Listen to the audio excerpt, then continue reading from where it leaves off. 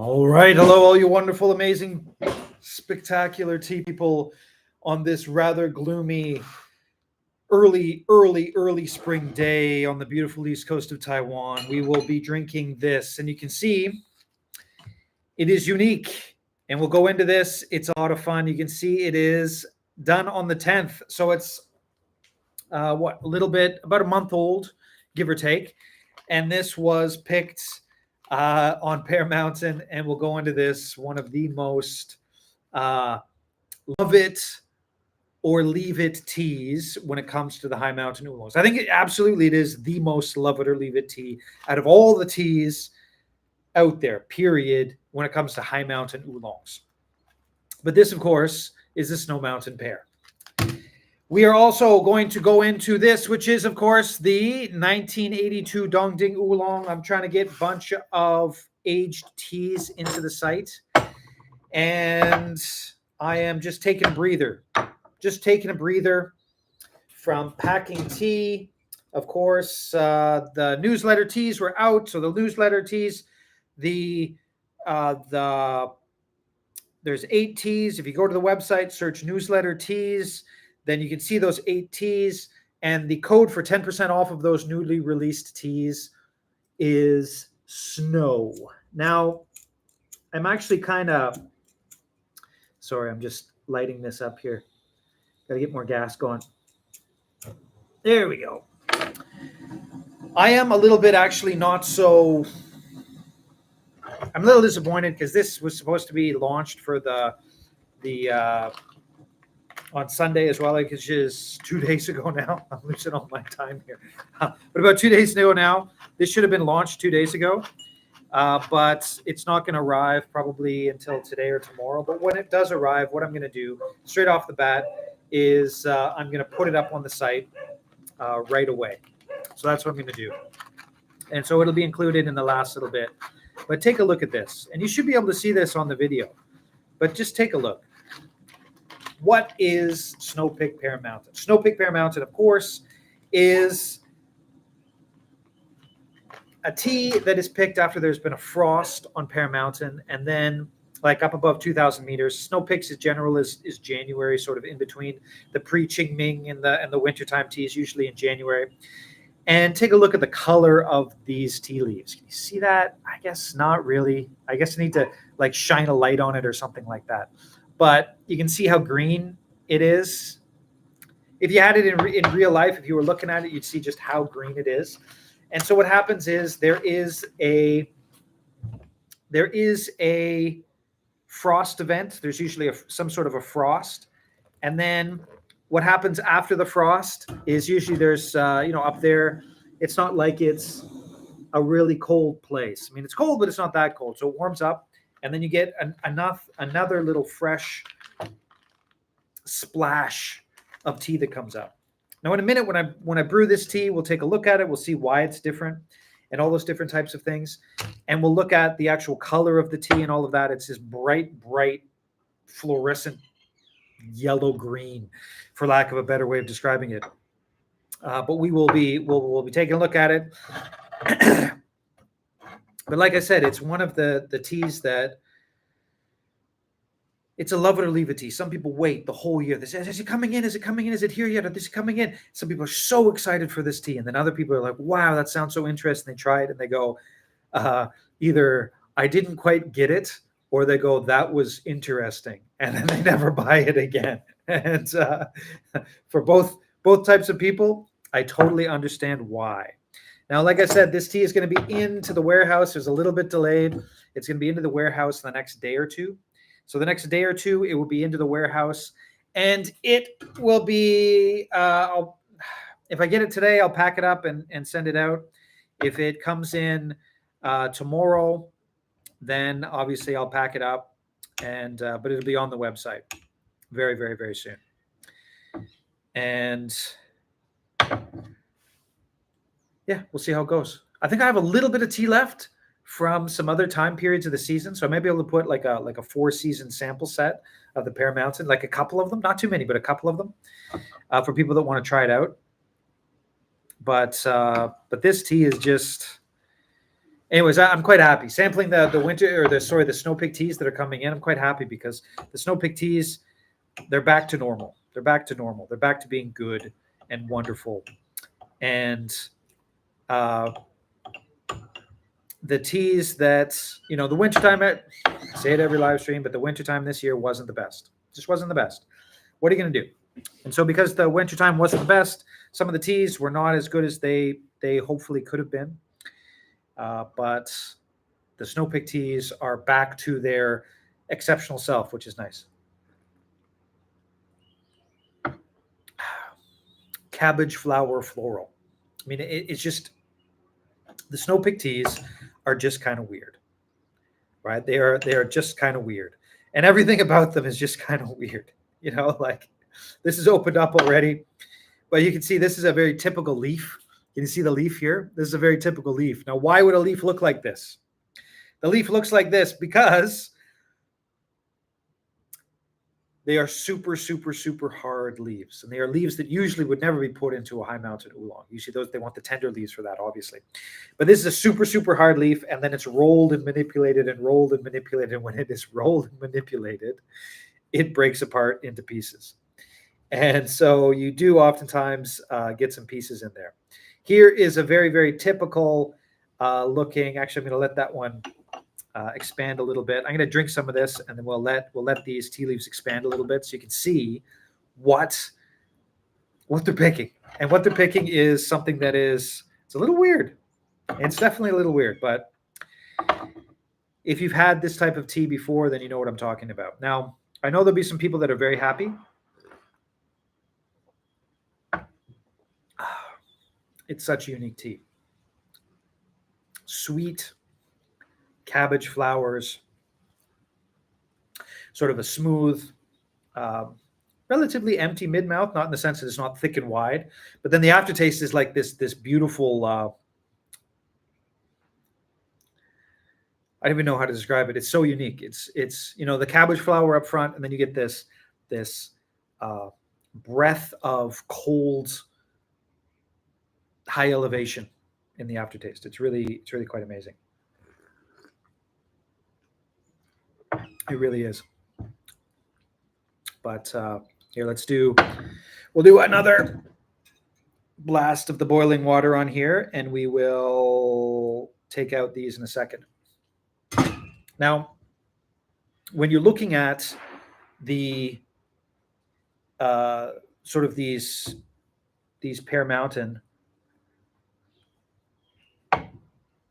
well, when you're looking at these Pear Mountain oolongs, every season is just so different, right? Every season is just so different. But, and this is a very big but, nothing is quite as different as Snow Mountain. Or sorry, Snow Pick, not Snow Mountain.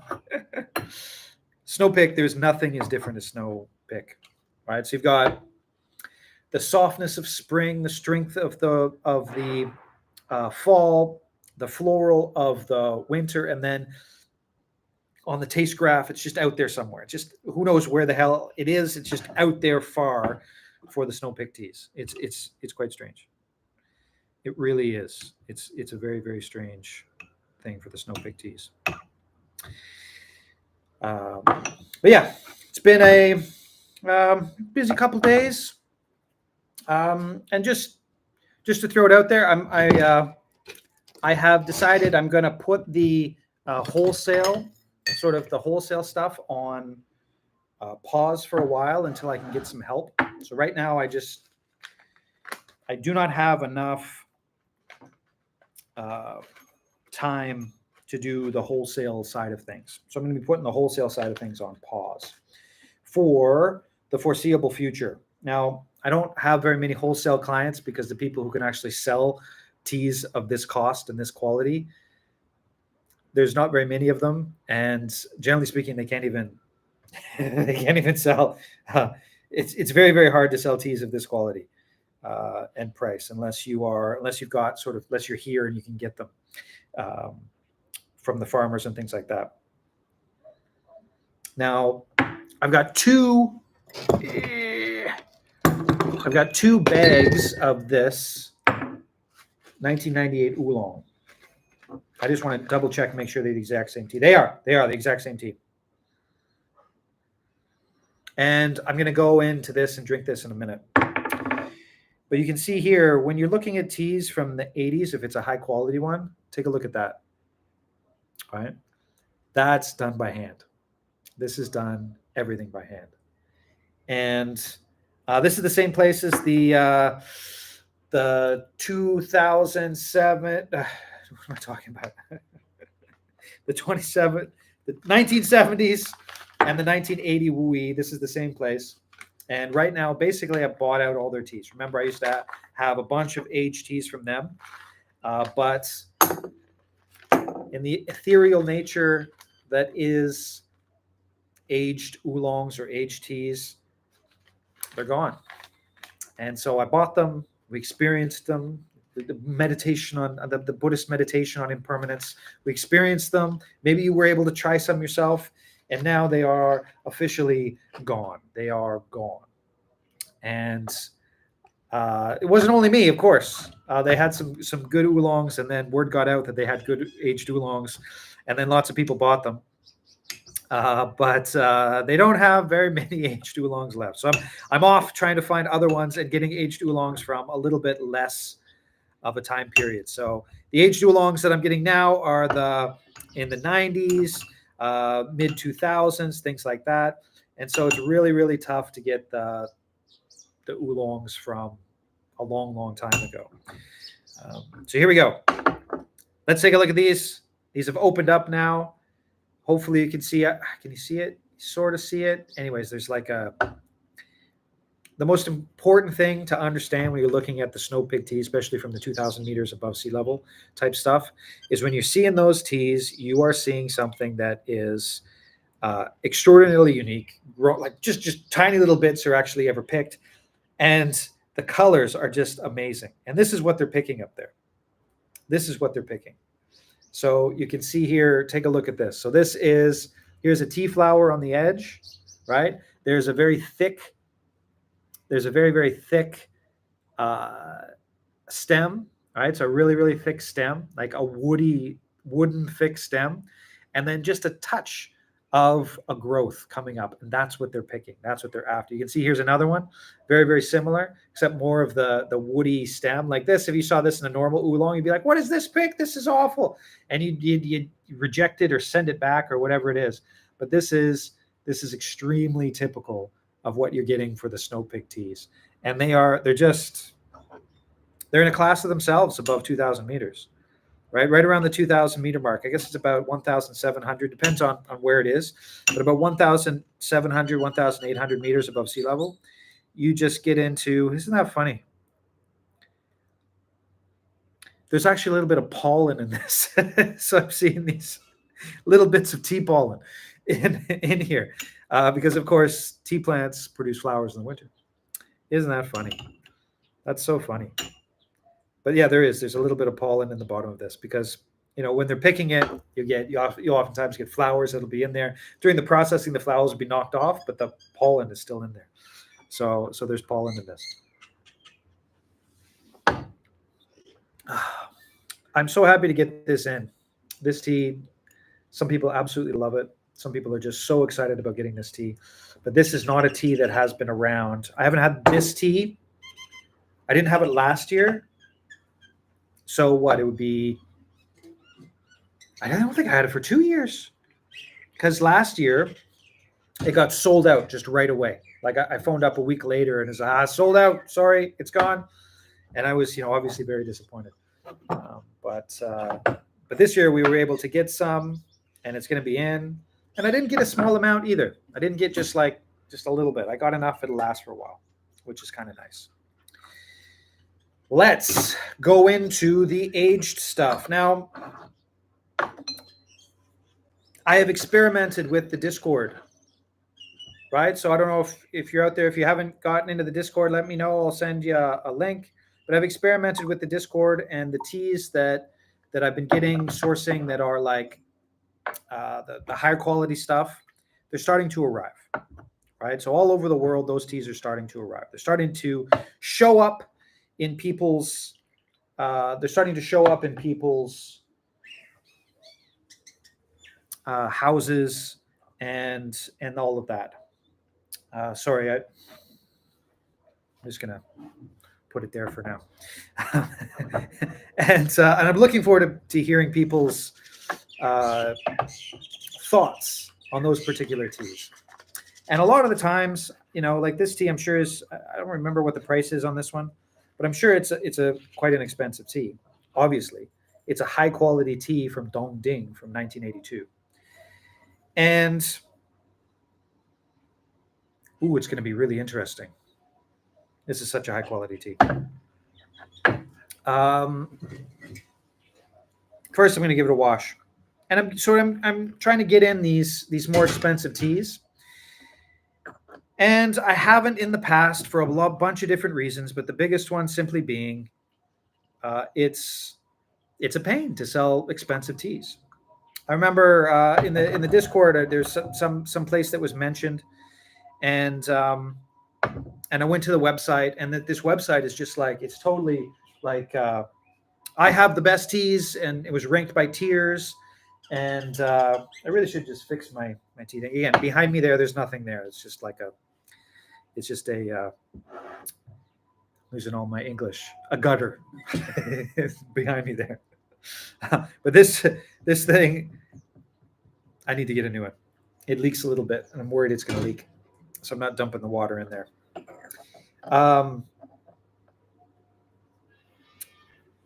Having the expensive teas is tough. Having the expensive teas and selling the expensive teas is really, really, really tough. And it's tough because if you are somebody who's going to, spend that much money on a tea, there's going to be two things, right? One, you are trying to figure it out. And if you don't like it, you're going to feel like you've been mortally wounded and ripped off. And the second one is you know what you're doing, and you're looking for the best of the best tea, so it better be the best of the best tea. And so you have these two sides of the coin. And so selling the really expensive teas is really, really tough. And I've stayed away from it. Now, I personally collected a bunch of really expensive teas. And, every once in a while I drink those teas, and I've got a little shelf where I've got these, the really, really, really, really good stuff. But selling those types of teas is really, really tough. It's a really, really hard thing to do. Unless they're over the top. Like, the 1970s oolong. It's expensive, but it's over the top. It's 1970s oolong. You drink that and you're like, wow, that is different. Right? So here we go. I am amazed at how clear this is, especially because I've been drinking the 1995 Muza Tieguanin recently. And the 1995 Muza Tieguanin is not clear. It is the equivalent of a Taiwanese show. It is dusty, and it is old, and it is not aged as well as this. It is not aged as well as this. It is dusty. It is musty. It is earthy.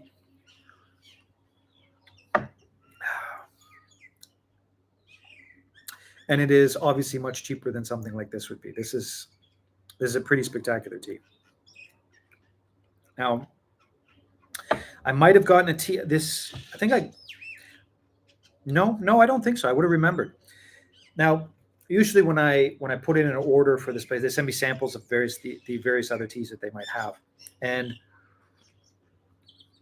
there was a time period where they had a bunch of teas from sort of the mid 90s, and I bought a bunch of those. I don't know if you remember the mid 90s teas. There was Dongding and Alishan and Wushi. There's a bunch of these teas. Anyways, they're all gone now. They're all sold out. But this tea right here is, I think it's one of the most effectively aged teas I've ever come across. And I've drank, I've had a lot of aged teas. This is extremely, extremely effectively aged. It has not been, sorry, somebody just gave me a phone call. I'm going to answer the phone call here. Wait. 好，有人在，好，谢谢哦。Okay. There we go. We'll go back. Okay, we're back. Now, usually when that happens, the Instagram gets all weird. But we'll see what happens this time. So, anyways, we're back, and we'll see if the Instagram made it. There's actually they're probably delivering this tea right now. So they just came to the house, and so they're going to be delivering this tea right now. Wow, look at that. Look at that. That's beautiful. Oh, hey, it looked like it worked out okay. Anyway, sorry about that. That was just a phone call that went through. If you want to hear the phone call, then you can go onto the YouTube and watch the YouTube. It was not particularly interesting. Check it out. That's gorgeous. That's really, really, really beautiful. And this is an expertly aged tea. Like, this is somebody who really, really, really, really knows what they're doing. Like I was saying, like I bought the 1995 Mutza, and it's so strong. Like, it's so rich and strong, aged flavors and earthiness and these types of things that I'm like, I don't know whether I should. The more and more I'm like, oh, in the description I put it was very, very aged, but I hope people enjoy it. And this does not have the funk of age on it. It's from 1982. Absolutely authentically 1982. It's got a light flavor, maybe a touch of the funk of age, just a touch, but not really. It's like drinking a dry, fruity white wine. That's sort of the effect of this tea. But the flavor characteristics is more like not quite white wine, but like apple cider. So it'd be like apple cider / white wine is basically what the flavor of this is. And it's very, very light and flowing. And it's really, really, really, really good. And I'm going to heat up my water again just to make sure that... Oh, come on. I'm going to heat up my water again just to make sure... Okay, I'm going to turn that off for a second.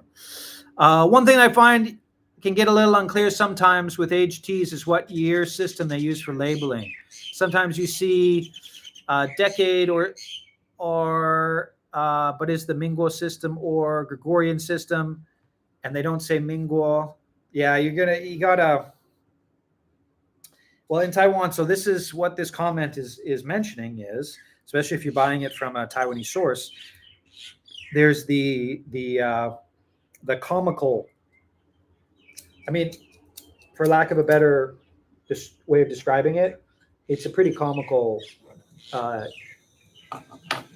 calendar, right? So the comical calendar is the calendar that started at 1911, and that's just I remember. So in 2011, I was here in Taiwan, and Taiwan's like, we've got 100 years of us having our country. It's year 100, and they tried to do a big thing, and everyone was like, oh.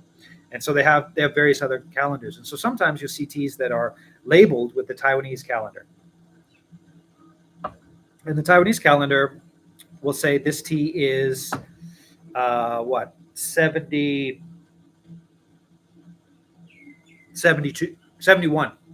So this would be 71 or 73. No, 71. Anyways, it's 11 years. It's embarrassing and it's dumb. And sometimes you will, like when you're talking about sort of a nationalist or somebody who is a nationalist for Taiwan, they don't even use this calendar. Like it's not like a rallying cry. If you use this calendar, it's this, or use it. But the government uses it for everything. Oftentimes, I think the kids at school even use it. And so it's just one of those weird things. It's like metric and imperial, I guess, but for a calendar. I guess with more political baggage. Anyways, the point is, it can be quite confusing. When I was doing insurance, when I ran my company, all the insurance had to be done in this other calendar, which was just stupid. And people were like, "You got the year wrong." I'm just like, "No, it's just this embarrassing, look at your stamp and your passport. It's embarrassing. And so, um, and so uh, you would have the thing is, when it comes to Taiwanese teas and it comes to the aging of Taiwanese teas and when Taiwanese teas are from, oftentimes it goes through so many different hands that I guess it's stabilized about maybe about 7 or 8 years ago. The big companies became the big companies. And about 7 or 8 years ago, you could make money from these old teas. And so people would go into all of these areas. I remember this even before I was in tea. People would go into these old areas, they'd find old farmers and just buy up all the aged teas they had about 7 or 8 years ago. Because you could make good money from it. And what's happened with that is, people in Taiwan are trying to be honest about it, trying to be honest about where they're getting their tea and all these various things. And what that means is that you're getting a lot of weird naming conventions.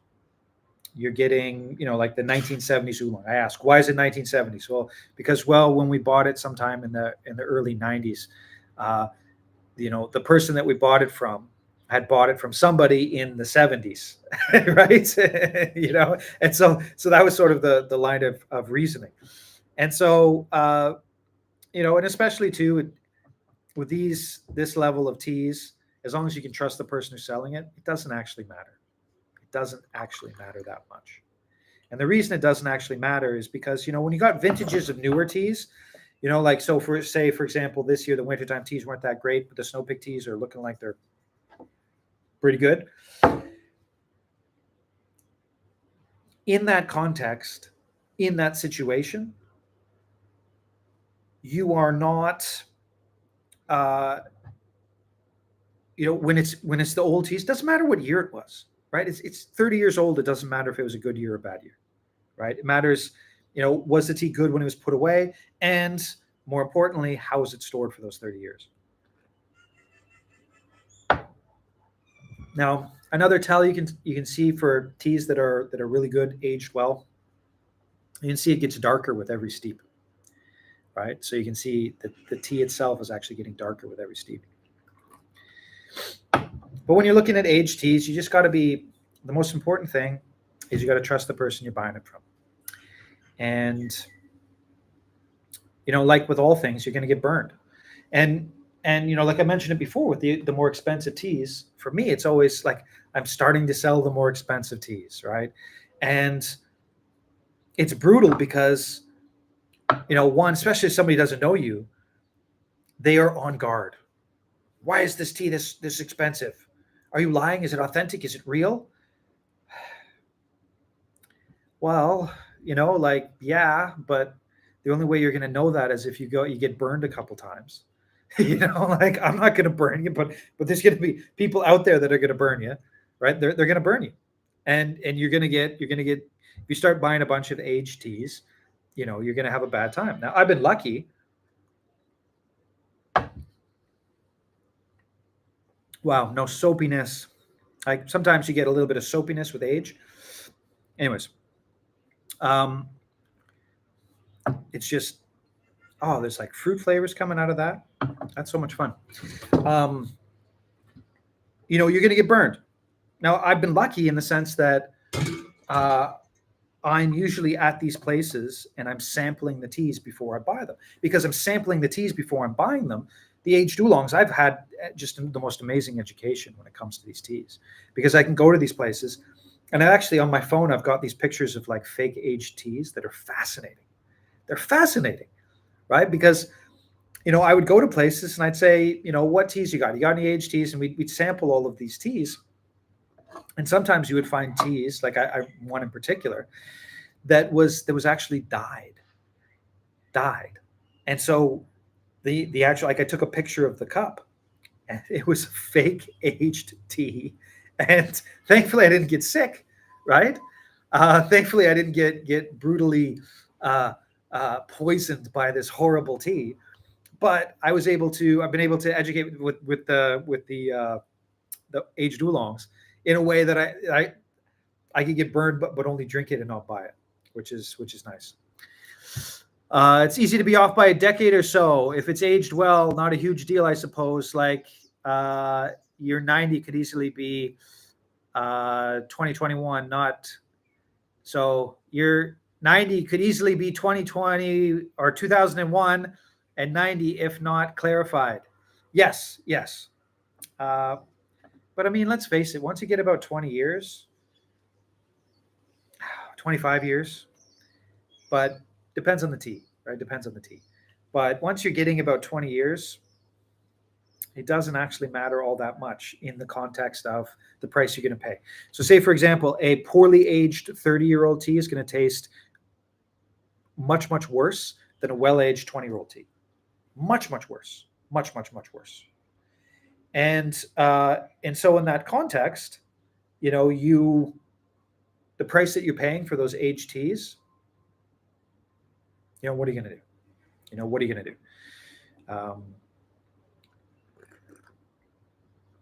Like, for example, this tea, I'll probably buy some. Just because why not? I trust the source. The source of this tea, the company, the person that I deal with, is, I think today she's having a baby.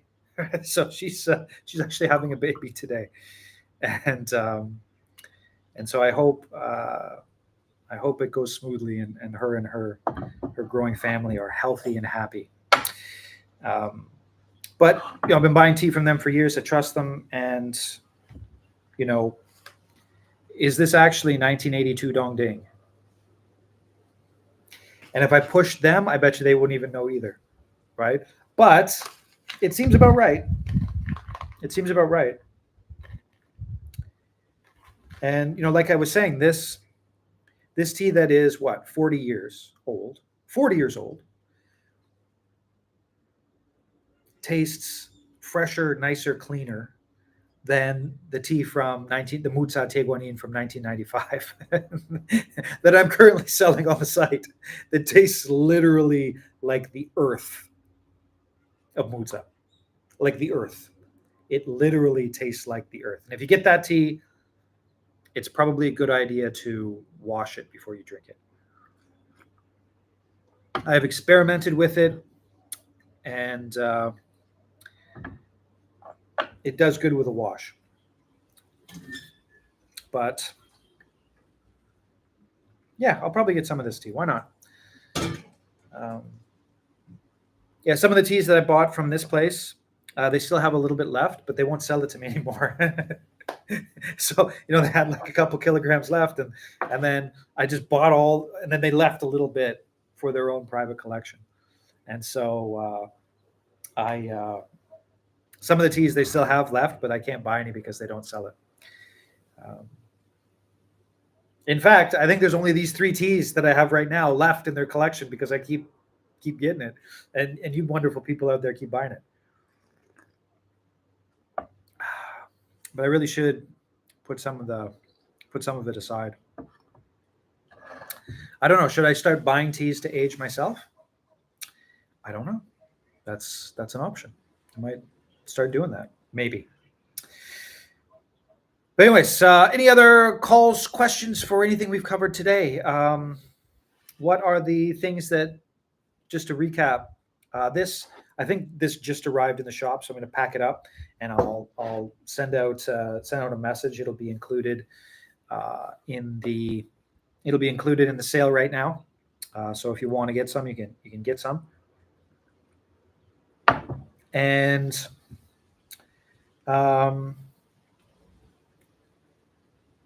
this tea. I'll see how much it is. I'll probably get it. Now, it doesn't have the same kick that a lot of the older teas have from the 80s or the 70s for that matter. It doesn't have the same kick. It's not making me super tea drunk, but I am amazed at just the clarity and the sort of the calmness and the well-aged nature of this tea. It's amazing. It's absolutely amazing. It's a beautifully well-aged tea.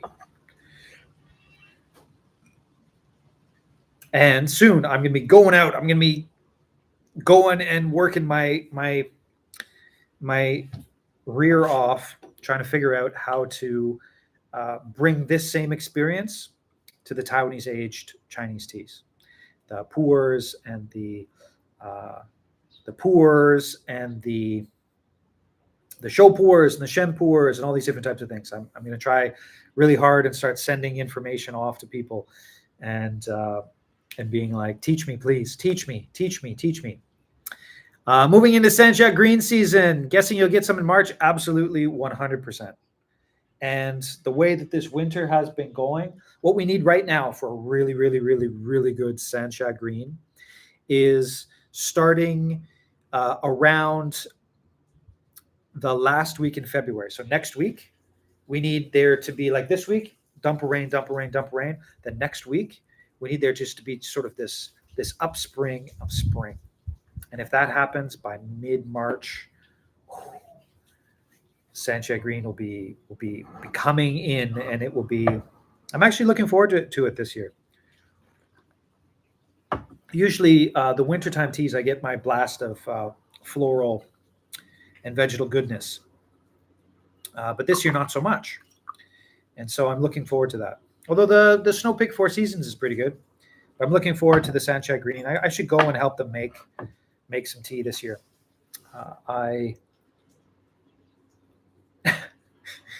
The amount of earthquakes and typhoons we've had the last couple of years has been absolutely insane. So I haven't left. I haven't gone to these places and really seen my friends and helped them in production and things like that. I haven't done it, and that's wrong. I should go and do it. I should go and help them and have fun. But just look how bright the liqueur on this is. It's so bright, gorgeous. But yeah, Sancha green is coming soon, and the floral scented teas. So there's going to be obviously pomelo, orange blossom. I've got the teas in the warehouse for them to be scented. There's going to be. I'm also going to take a bunch of the Louis red and get orange blossoms in the Louis red. So there's going to be all of that. Also, I just see someone who joined in. If you're actually there, I sent you the refund. You forgot to put in send me an email. Maybe I can save an email. But you sent me an email about you forgot to put in the code, and then I sent you the refund. So, anyways, if you're there, then just give me a thumbs up, and then I can save myself writing an email. But yeah. That's it for now. This will be on the site very, very soon. Very, very soon. And probably in a month or so after my friend has her baby and after my friend has her baby, I will ask to buy some of this tea because it's just kind of fun. I'm not going to buy too much, not too much, but I'll buy some, just so that people can experience an authentically well-aged, probably 1982 Dongding Oolong. And I think there's probably electric roasted, because the charcoal roast usually has a little bit more of the fruit flavors in there. Probably electric roasted, but it's a beautiful, delicate tea. Anyways, last call for questions. Hey, man, how's it going? So I will be putting this, I'll put this up on the site, and it will be up on the site like as soon as I finish this live stream. And it will be 10% off as well. It will be 10% off as well. All right, that's it for now. Wherever, I got my Seatown sample for the month. Really like the Chilai Black and Pear Mountain. Of course, those two are out of stock. Well, that's the thing with, are they coming back anytime soon? No. Well, the Pear Mountain Spring will come back. That will be back in late May, mid to late May. But the Chile Black it's gone until probably next September, October. And so anyways, the story is this month's subscription box had, well, thanks to your wonderful, well, thank you so much for your support. It was the best of the year, and I didn't have very much of the Chile Black left, but everybody loved it. And then I kept back actually a little bit of the spring Pear Mountain. And so those two were in the best of the year, because obviously they're the best of the year. And if you have never had those two teas before, you'll realize why they were the best of the year. And the other teas obviously were good as well, but those two were standouts. And yeah, they are sold out. But I'm absolutely amazed at the power of the subscription. There are more and more people buying the subscription boxes, and I'm probably going to have to raise the price of the subscription boxes, because I don't make very much money on the subscription boxes, and now they're taking up a lot of my time. And but I do enjoy sending out sort of these sort of special little teas in the subscription boxes, and that's quite a lot of fun for me. But unfortunately, both of those teas, they will not be coming back anytime soon. But they will be coming back. They will be coming back. But I'm a little worried this year. I'm worried there might be a frost event this year, because it's been a pretty cold winter. I sure hope not. We're still okay. It's if there's a frost event in late March, that's when we get in trouble. Anyways, thanks. I'll keep an eye out in May and September, October. Yeah. Well, I always buy like a bunch of the spring Pear Mountain, but I just hope there's no frost event. That's always the worst. Knock on wood, it won't happen this year. It's only happened once in the past 7 or 8 years. So let's hope it doesn't happen this year. Last year's was great. All right. I think that's it for now. So wherever in the world you happen to be, hope you have an amazing night, evening. I hope you sleep well. Hope tomorrow's great for you, or the rest of today.